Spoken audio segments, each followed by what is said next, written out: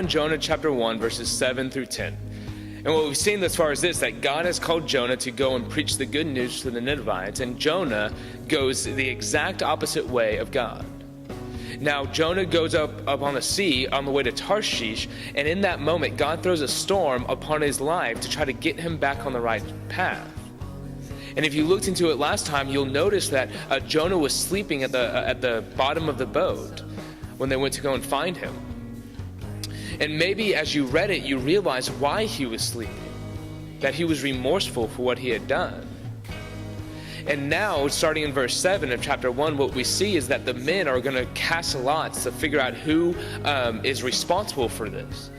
Now, casting lots was a way of throwing maybe dye or something along those lines on the ground to figure out by chance whose fault it was or who got certain things. That's why throughout the Bible you'll read that the men, when there was a decision to be made, they cast lots, because it was them saying, we trust the decision that God, or in this case the gods, would validate their response. So they would throw these things upon the ground, and the lots in this situation fell on Jonah. And so in this moment we see that it was Jonah's responsibility for what was going on, and the men saw it as well. And now as you read this, as you read verses 7 through 10, ask yourself, how does Jonah respond to this? What does he say that he is? How do the men respond to Jonah? And then ask yourself if you've ever been like Jonah in this.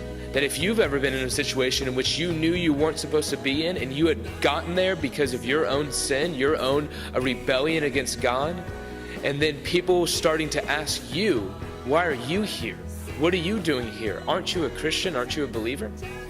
So as you read through this, ask yourself, what's going on through Jonah's mind, and how does Jonah ultimately identify himself?